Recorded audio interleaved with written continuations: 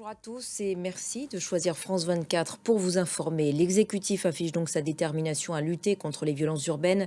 Après une cinquième nuit consécutive d'émeutes et de saccages, la première ministre Elisabeth Borne, je vous le disais, s'est rendue à l'Haye-les-Roses tout à l'heure.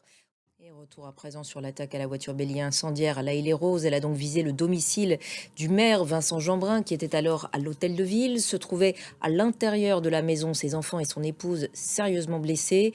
Condamnation unanime de la classe politique ce dimanche. Un cap a été franchi dans l'horreur et l'ignominie. Voici les mots pour sa part du maire. Les faits avec Julien Cheida.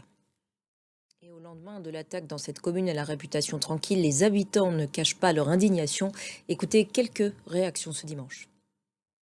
Voilà, et après cette attaque, le maire de Cannes et président de l'Association des maires de France, David Lisnard, invite maires et citoyens à se rassembler demain lundi sur le parvis de toutes les mairies de France.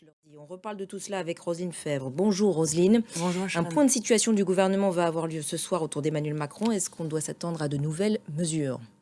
C'est possible, je n'en sais rien puisque la réunion a pas eu lieu.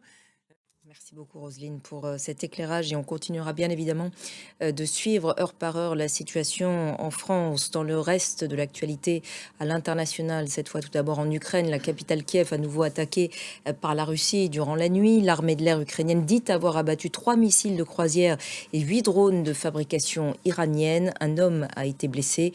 Les détails de Noémie Roche. Et plus d'une semaine après le coup de force avorté du groupe Wagner, où sont les combattants du groupe?